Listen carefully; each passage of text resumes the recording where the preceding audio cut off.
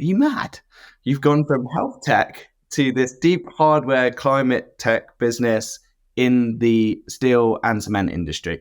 I'm loving being back at the beginning. It's so much fun. You've got the business ahead of you to create and do what you want with. And yeah, there'll be some challenges and yeah, you need to make it work, but it's so much fun being at the beginning, trying to figure stuff out again.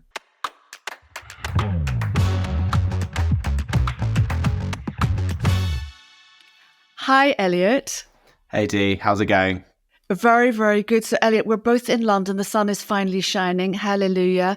Eliot Brooks, serial second carver, which I'm so excited about, and serial entrepreneur. It's amazing to have you on the show. So, Elliot, you more recently followed something that was very important and close to your heart, the climate crisis, and you wanted to make an impact in this space. And unlike most people, you actually decided to do something real about it and founded with your co-founders Cocoon, which has a mission to capture carbon from the hugely offending heavy industries and create a future where the next generation can build from net zero. And we're going to come on to that because it's very exciting times for you and it's all going full tilt. But I'd like to go back because you have been on a number of curves. But if we go back 11, 12 years, you come out of university, how did you know what you wanted to do? Yeah, it's a big question I feel so many people face, isn't it? And I guess I had gone through university and I'd studied economics and management. And typically where people end up in that subject, they go for a career in consulting or investment banking.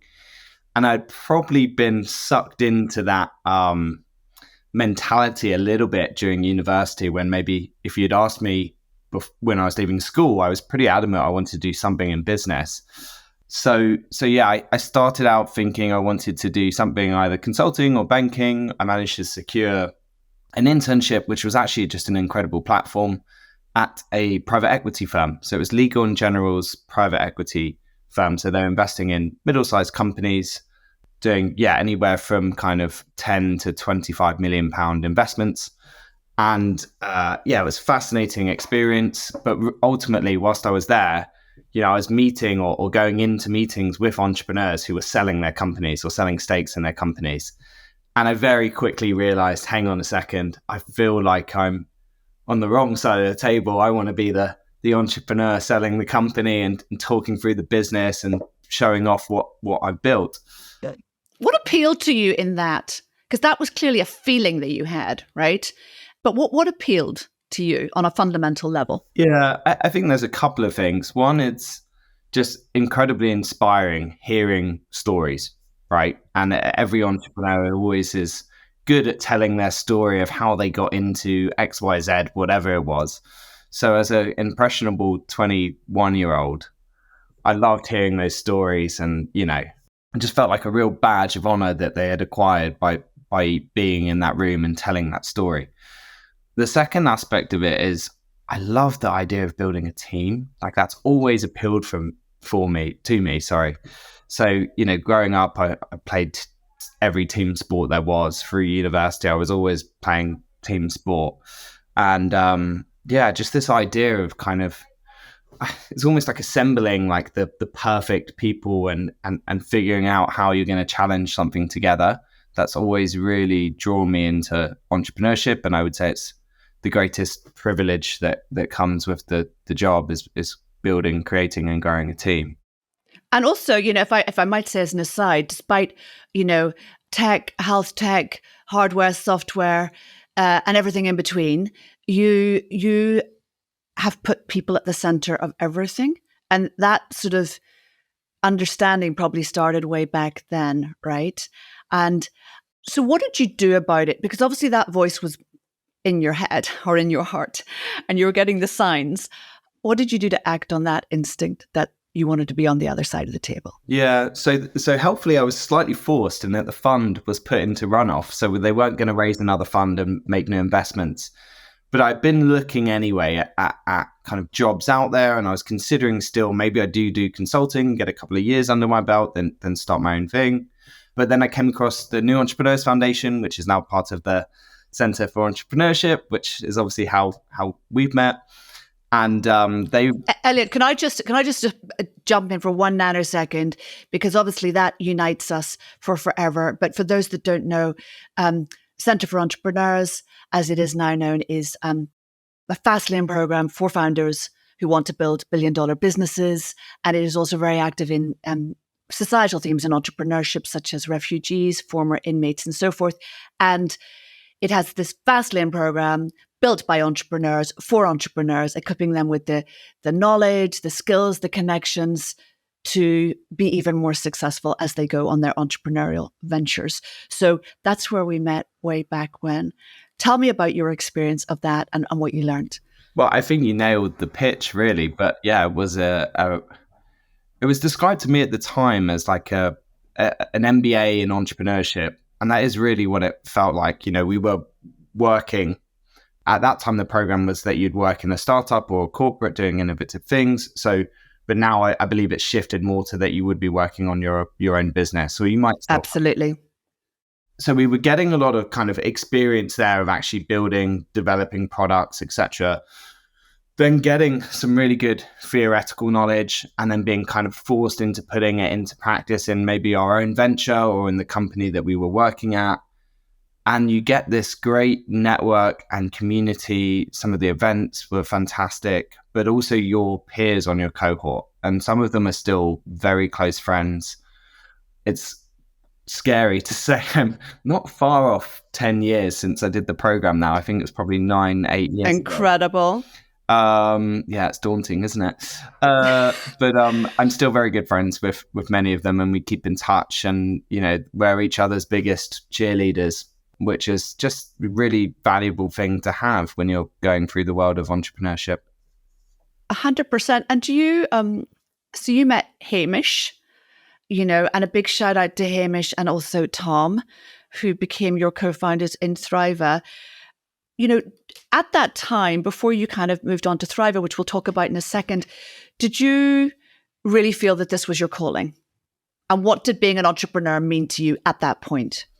Yeah, so it's a tough one to know whether it's your calling. I certainly hoped it would be, but so Hamish had done the program as well 2 years before me, and we were actually working together, and so we were always cooking up ideas and schemes, and you know, a lot of the time they wouldn't go anywhere. Sometimes we'd try and take them a bit further along, and so I guess at that point you're still working. You've not fully taken the plunge. You hope that you can make this step and start this company, but there's always a bit of a, you know, question in the back of the head of, is this the right thing? It was actually James Uffendale who, through Bright Network, did the recruitment for NEF. I'll never forget this. He called me up when I was debating whether I joined NEF or did this consulting gig, and I had a bunch of questions. He said, the reason you'll be a great entrepreneur is that you're thinking about the risk, and you'll probably take the risk. And obviously, like, you know, great salesman, I took the risk. But I think that's it, right? Until you take that risk, you're part of being a great founder is evaluating them, but eventually you do have to take that risk. And that's, I think, when you know you've kind of got the capacity to go on and start something, is when you're willing to leave behind the nice corporate job. At that time, as you were coming out of, you know, NEF Plus and so forth, and since then, oh my gosh, you've taken so many risks, and some of them pretty significant, that would cause many sleepless nights and walking the corridors. But at that time, what was a risk that you took that made you fully understand in that moment, at that time, that you were on a new journey? Yeah. Good question. I think, so telling my employer that I was working on this thing and asking to go part-time, because, you know, you kind of revealed that you're no longer fully committed. And at that point, I was working in a very exciting startup, building a neobank. And this was like pre-Monzo, pre-Revolut, really. So it's an incredibly exciting startup and job. And we had been working on Thriva on the side, moonlighting. And yeah, kind of revealing that I actually had this secret project / business, and then negotiating to go part-time, and then actually fully stepping away from that to go full-time on Thriva was pretty daunting. And massive, right? And you referenced there that you were, you know, you, the team, were working quietly. And, A lot of my guests, including a dear friend and fellow entrepreneur, Sahara Shemi, says, keep it secret. When you're working on something, it's like a precious little concept. And do the little things, have a prototype on your desk if it's a thing, make sure it's around you visually if it's a service, but don't share it with everybody because people burst your balloon, right? And can really switch you off doing it and make you feel even more fearful and even more cautious about taking a risk because they've all got their own lens on life. And the fact is, you and the team got going and you built Thriva, and over the next 7 years, I guess you built this business into the UK's leading home diagnostics company and mega preventative healthcare business, allowing people to order tests, take their health into their own hands in some respects, get proper input, monitor the impact of their lifestyle. And this preventative theme is obviously massive because 1 in 4 deaths, and the statistic may have shifted in the past year, but it's 1 in 4 deaths are preventable. You scaled the company as chief operating officer with your co-founders, built it to over 100 people, a valuation of over 150 million and growing, and, raised 12 million on the way. I mean, seriously, right? Take me back to the early days, the highs and the lows. Yeah. There's been so many. And why this concept? Because I think that's very important for people to hear. Like, what was the genesis of health tech and Thriva as it became? So I think a big reason this idea stuck first, maybe some others we'd talked and thought about, is how personal it was to me, and I guess therefore, to some extent knew or understood the problem, particularly from a patient lens. And so that the context there is when I was 16, was diagnosed with familial hypercholesterolemia, which probably sounds more severe and significant than it is. But essentially, I've been on statins to monitor my cholesterol and therefore been doing routine blood tests through my doctor. So Hamish at this point was my manager and person I'd go to book mornings off work to go get a blood test or go get the results. And, we just got talking about how archaic that process is and stumbled upon finger prick or capillary testing. And that was really it. That was the kind of start of something which we didn't realize how big it was going to get. But we were very excited about it from the beginning. But how did you even get going? Because obviously you like many great entrepreneurs, you were solving your own problem. Often it's solving a problem, meeting a need, or fulfilling a desire. And you were solving your own problem, right? Because it was a real problem in your daily life and you wanted to do something about it. And let's face it, a lot of entrepreneurs do this. They solve a problem because there's a need out there that, starting with their own need, that isn't being met. But how did you even go about it? Like, what were the first steps? Because I think that's the stumbling block for so many people. They think, oh God, I would love this, or I'd love to create this product, or I'd love to do, don't really know where to or how to get going. Yeah, so I think we very quickly realized we needed experts, both in testing and from a clinical perspective. So we were able to find a really great lab who actually, to their credit, spent a lot of time with us before us spending any money with them. They probably had several meetings with us, helping us understand testing, the process, the kits, what we needed to do, the types of tests that work and don't on capillary. And then likewise, we had a GP who we brought in as a equity advisor. So they do get some shares in the company. And they helped think through the test panels, the reporting, the commentary. So we plugged that knowledge gap very quickly. And then similarly, we knew this was going to be heavily reliant on software. So immediately set out to find a third co-founder and found Tom, our CTO. And he's been, he had the first version of the product built in 4 weeks, I think, from the moment he said, okay, I'll work on this, to turning around something that functioned and delivered results online and integrated with the lab. It was incredibly fast. And Hamish and I both knew him separately, but funny enough, I knew him from school. He's a couple of years older, but we went to the same school and lived nearby and kind of kept in touch. So it was very fortuitous, to be honest. Right.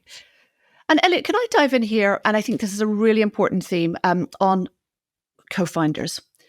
So often, lots and lots of people that have been through our program, and many whom you know as well, have had a theory and a feeling that if they had a co-founder, it would be easier to set up a business. They'd be less lonely. They'd have someone to talk to. They'd have someone to crawl through the terrible dark nights, etc., etc.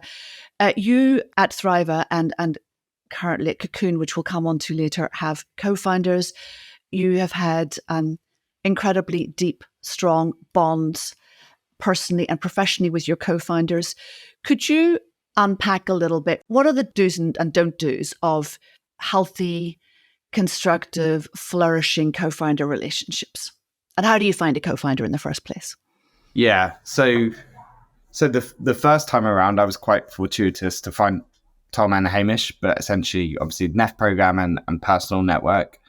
The second time around, similarly, I did an accelerator for the climate emergency called Carbon 13, which starts by taking people, not companies.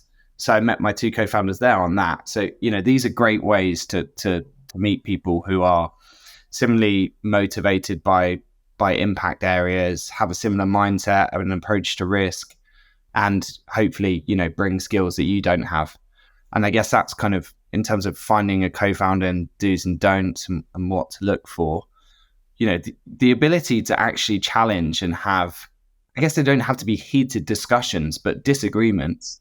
And, in that kind of teaming cycle of teaming, you have forming, norming, storming, getting storming with your co-founders and seeing how they argue, how you disagree, how you handle conflict is incredibly important.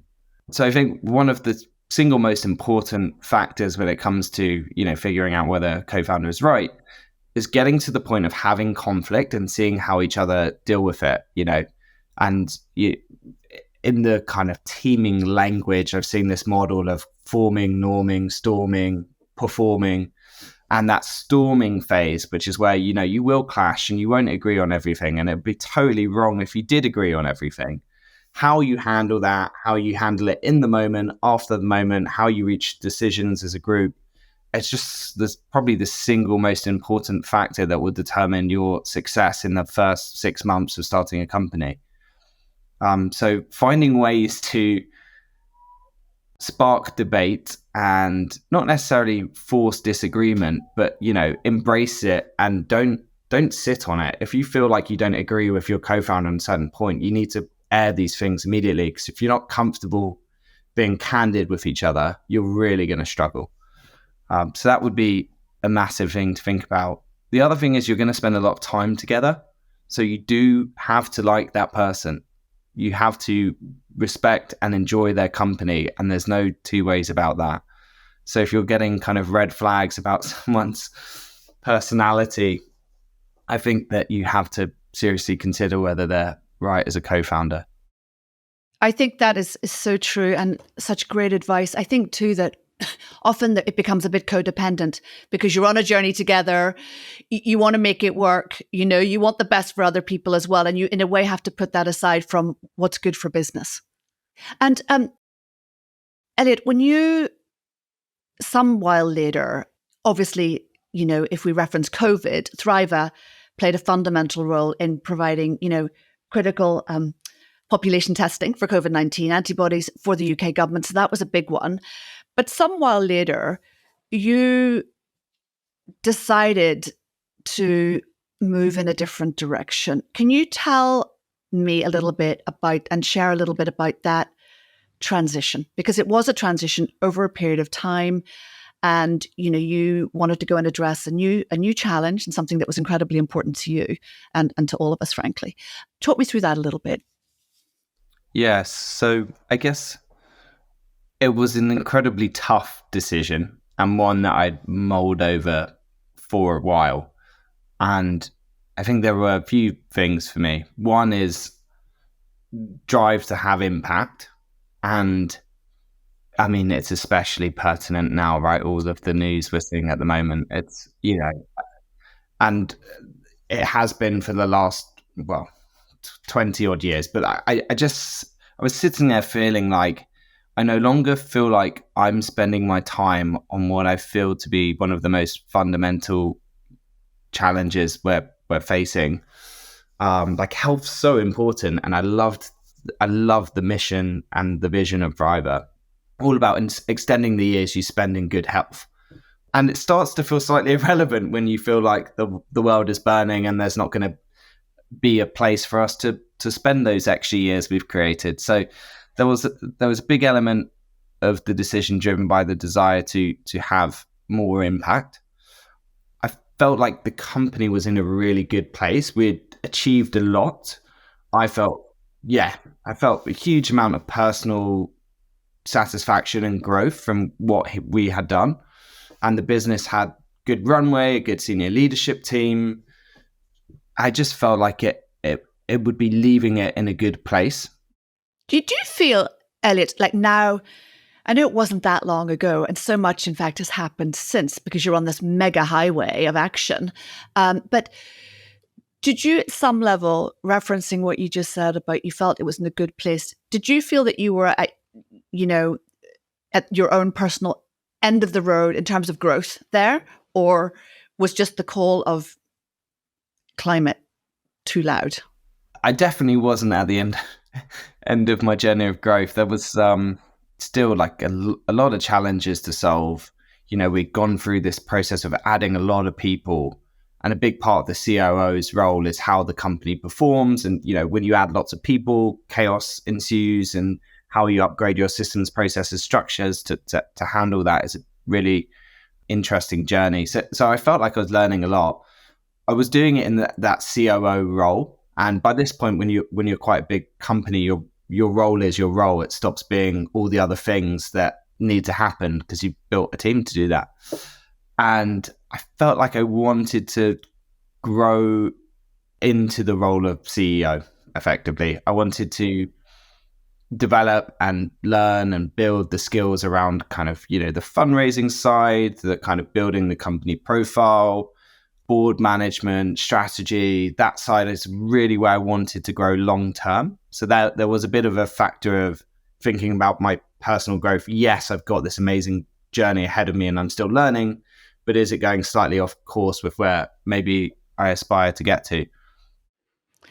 And, you then went on to found Cocoon, which we'll come on to. But I think this is a good moment to think about the whole sort of thesis of second curving, right? Because often to move ahead in many aspects of life, you have to go in quite a radically new direction, right?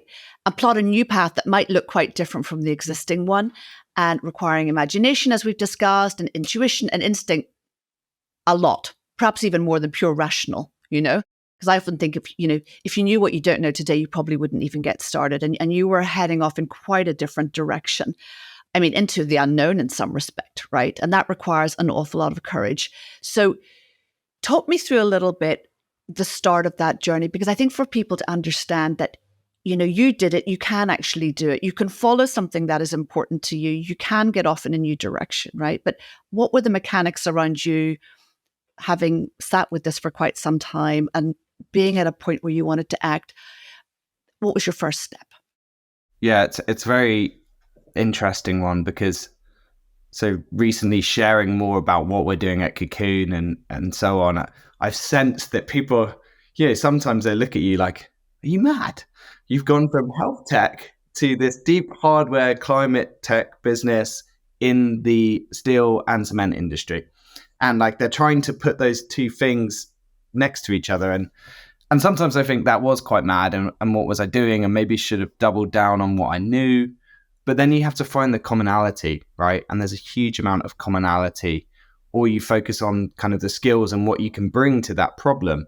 So in terms of commonality, I guess, finger prick blood testing just wasn't really a thing when we started out. And we came into it as non-clinical people trying to do something innovative in the health space.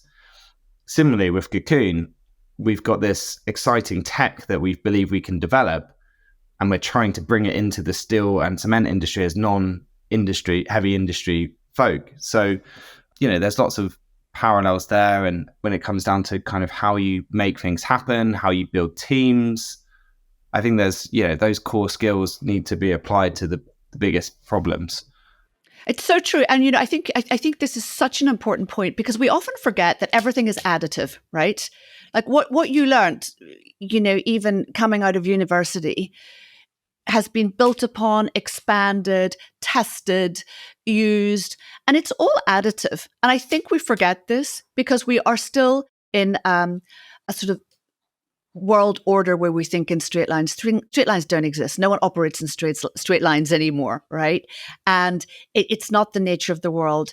Even from when you graduated to today, look at the speed at which technology is moving, the enormous, much underestimated impact of AI. There are jobs that will exist in a couple of years that don't exist today. Everything's, how we work, where we work, the nature of work is changing radically. But all our life experiences add up to something. Right. To your point about those skills, like people, how do you work with people? How do you get the best out of them when you're 3, when you're 50, when you're 100, all those experiences that you went through, are core to what you're going to be doing now. Right. And I think it's really important for people to remember that they can bring those skills in direct and more nuanced ways. Right. And it is additive and it gives people what I would call range. Right.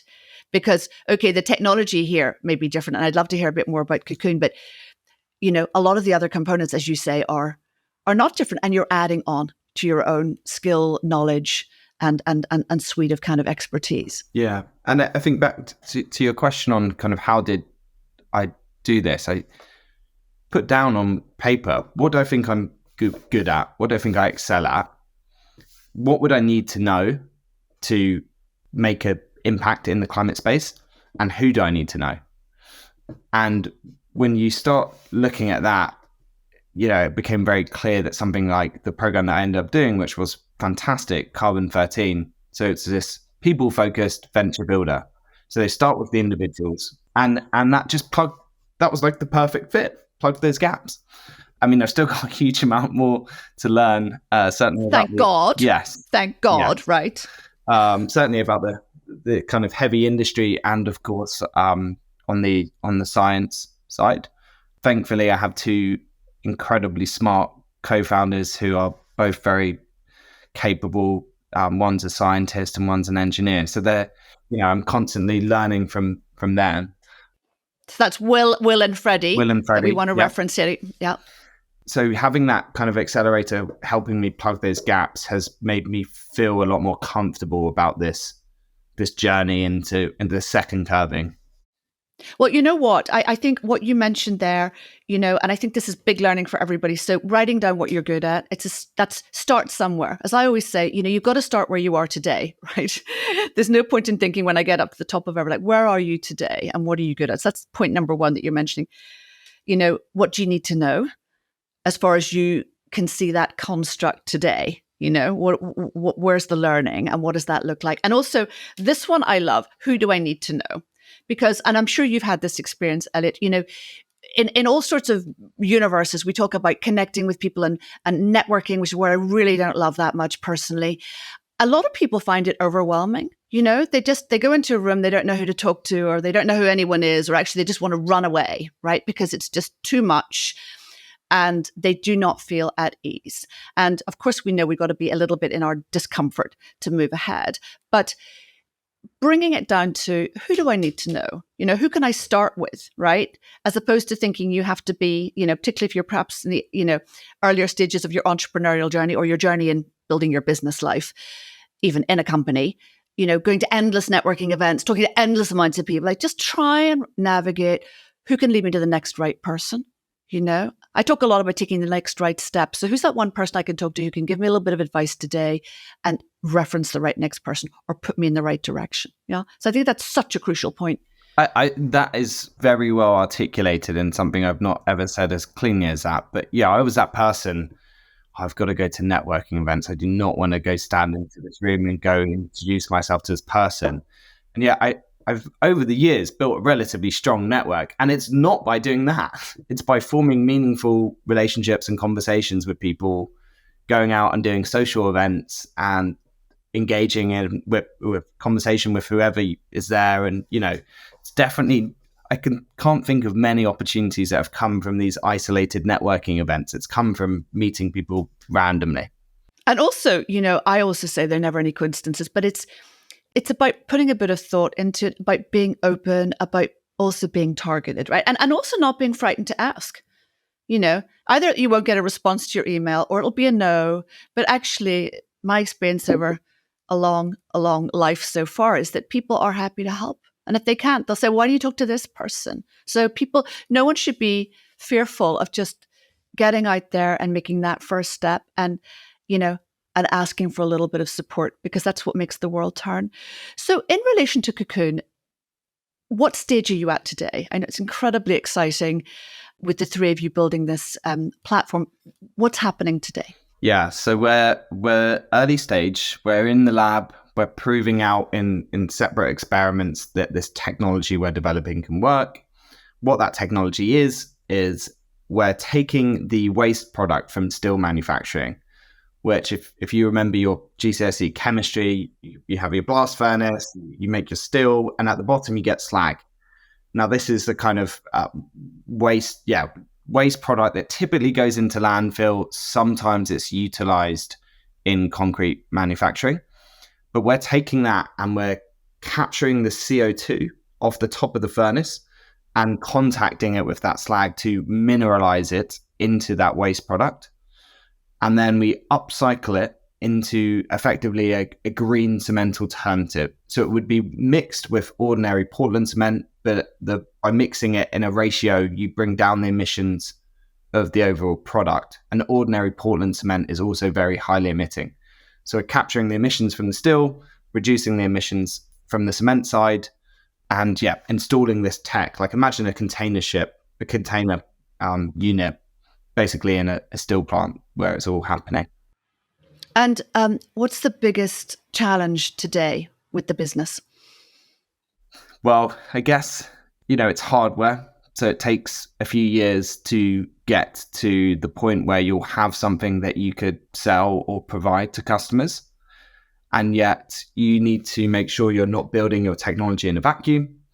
So there's this big challenge of how do I engage my customers when I don't have anything to sell them for possibly 3 or 4 years? How do you do that? Well, I mean, in the world we're in today, where everything's moving so rapidly, how do you retain their focus? Yeah. And interest, crucially? Yeah, well, ask me in 2 years. But how we're starting is we have provided what we call a waste analysis service. So we're saying to them, send us a sample, just a really small sample of your waste, of your different types of steel slag, and we'll run it through our lab setup and give us a questionnaire about, how much of this quantity of slag you produce, where it is, etc. And we'll deliver a report that says, this is the emissions reduction potential of your waste using our service. So that's our kind of starting, what we call our Trojan horse, which is to get these conversations going. And crucially, we're giving them a report that helps inform their decarbonization strategies. And we're getting a variety of samples from different types because there's lots of different ways you can make steel. So we're getting lots of different types of samples that inform our product development. So that's the initial thinking. Thereafter, we need to figure out what that next step is to keep engaging with them. But Will, my co-founder at Cocoon, essentially pointed out to me, I hadn't realized that this waste analysis service is almost like Thriva for rocks. So, oh my God, I love that analogy, right? They're sending a sample in, we're analyzing it in the lab, and we're delivering a report, which is exactly what we did at Thriva. Well, listen, and therefore everything adds into everything else, right? Even if it's not initially blatantly, screamingly obvious. So what gets you excited to get up and out in the morning? What's exciting you most at the moment? I feel a huge amount of pressure in a good way and motivation just with the news. It's how can we make this go faster is a question I'm telling myself every day. Working with two brilliant people, two incredibly smart. I don't know how I've done it. I've lucked out. Both companies I've worked with people who I think you're being very modest with all your accomplishments, that great brain of yours. No, I don't know. They might just like having me around to make them feel smarter. Oh my God. Well, again, the point about surrounding yourself with great people, right? Yeah. So crucial. Be with people that you're going to be able to grow with, learn from, thrive together. Right? Yeah. But I mean, working with Freddie and Will, and as it was with Tom and Hamish, it's good fun. I'm learning lots. They're incredibly smart. We enjoy the way each other thinks and works and does things different. So yeah, that's another big motivator and gets me out of bed in the morning. And I'm loving being back at the beginning. It's so much fun. You've got the business ahead of you to create and do what you want with. And yeah, there'll be some challenges, and yeah, you need to make it work. But it's so much fun being at the beginning, trying to figure stuff out again. That is so exciting, isn't it? Like for me, it's the whole idea of building. I know you're slightly in the construction space at the moment with the materials you're talking about, but it's, by way of analogy, but it's about building something, which is so exciting. So, Elliot, having second curved again and starting a new venture, what today does being an entrepreneur really mean to you? I guess, yeah, the thing everyone always harps on about is resilience and risk taking. What I have found is that when you start a company, you'll get a million different opinions from experts, advisors, and they'll be pushed onto you as an expert in this, advisor in this, and so on and so forth. And it's very easy to take what they say as gospel. And I think you need to listen to everyone, and you need to really understand why they're saying what they're saying. Do you need to act on everything everyone tells you, even if they're positioned as the most smartest strategic person out there? No, I think being an entrepreneur comes down to following, I don't want to say following your gut, because that always makes it sound not scientific, when in my head it is scientific. Your gut is a synthesis of every data point you've heard. So true. It's a second brain. Yeah. Such a good point. Yeah. Such a good point. Remember that, everyone. That is so fundamental, that what you've just said. It's everything qualitative, every conversation you've had, every customer interaction, every data point you've seen, every metric, every story you've heard. So follow your gut. Don't just do what someone says who potentially does know a lot and believes it to be the right thing, but trust yourself as an entrepreneur. And that's what it means. That is such great counsel for people, because you can get battered by input by people who may be older or younger and think they're wiser or have more experience under their belt, because it's just everybody's lens, right? And to your point about synthesizing that and having the strength and the spine, literally, to say, I'm going to stand up, be strong, and follow my own road. Elliot, you're driven by impact. You've been in various forms of tech. You chair a school trust. You give back in that way. You mentor underrepresented founders. You're very, very impact driven today, and you're on this new second curve. To wrap, I would love you to, and you've shared so much, which will be invaluable, and to me personally as well. But what would you say to someone today who, maybe they're in a job that they hate, or really, are having the life drained out of them simply because they don't enjoy it, they don't feel they're making progress, or they don't feel they're making impact? They've got a little voice inside saying, either go and explore something over there, or just get out. They don't know how to take their first step. What are the couple of things that you would say to that individual? Because there are lots of people out there like this who, didn't set up lastminute.com, didn't set up a new health tech venture because they didn't know how to get off the lane they're in and get in their mega power lane. I guess life's short. First one. Second thing is back to that kind of, it's not just about taking a risk, it's about understanding it. So spending some time, if you are caught, do I, don't I, really thinking through what the risks are and thinking through what the consequence of something not succeeding is. Because actually so often we get caught up on not doing something because if it doesn't work out, that can be a great experience. That's an incredible learning that can position you onto the next opportunity and the next thing in such a strong place. And we often really don't assign any value to failure when we should be assigning a lot more. So, with that in mind, and when you're appraising your risks, hopefully you're thinking about it a bit differently. Well, on that comment on failure, I have a very dear friend and fellow entrepreneur who's now also in the space of climate, which I'm going to connect you. But Shan always says that we need to, particularly in the UK and Europe, celebrate failure as growth. We need to rename it growth, because I also know from my own experiences, when you hit a wall or something terrible happens and you got to deal with a problem or a crisis, those are the moments when you understand who you really are. You understand that you can solve a problem, that you can be a solutionist, that you can find a way, and that there will be a way through, because most of the time it's not life or death, right? And, critically, it's like, what do you learn about yourself through all of this that you can take on? So I think that is such a great pointer for people. Yeah. And I guess the other thing is to fail well. So there's a difference between failing and not learning anything versus failing well. And sometimes you see people and you say, what happened? They say, oh, the economic environment just didn't work out. And very rarely is it, entirely the economic environment that this thing hasn't worked out. Like, you could have done something. And we always talked at Thriva about internal arc of influence. So when something goes wrong, what could I have done differently?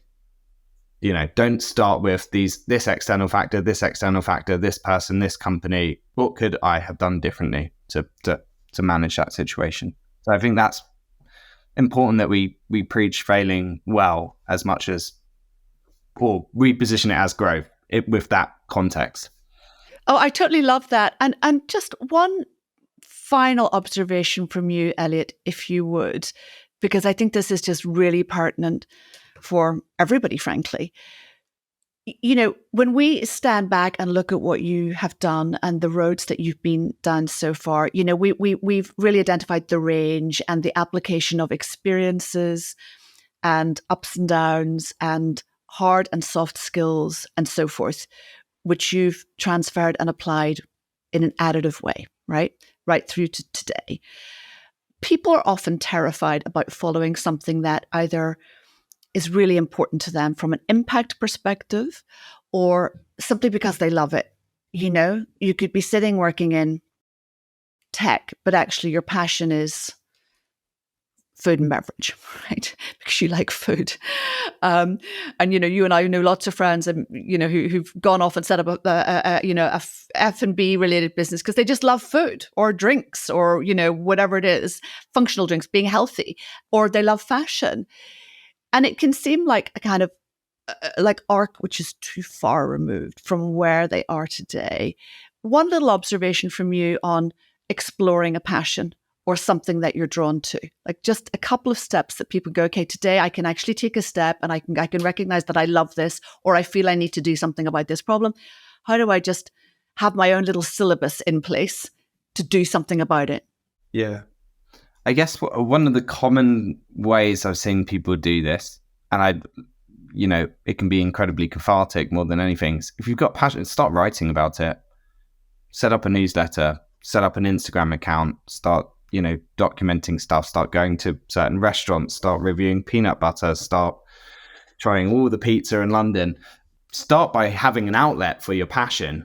And then just, that's all you need to do. See where it goes from there. It might build a business. It might turn into a business. It might not. But find an outlet for that passion and somewhere where you can explore and be playful and understand whether this is something you really want to do. Well, on that note, igniting passions is all about what second curving is. Igniting the passion in you to find that little seed of brilliance and to give it a life, which you are doing in spades. Elliot, it's been such a joy to have you today on the show. Thank you so much. Thank you for having me. It's been great. Hi everyone, Dee here. I hope you enjoyed this incredible episode with my amazing guest. I hope you're enjoying the series. We'd love to hear from you, so do DM me and tell me all your stories of second curving. Lots of love.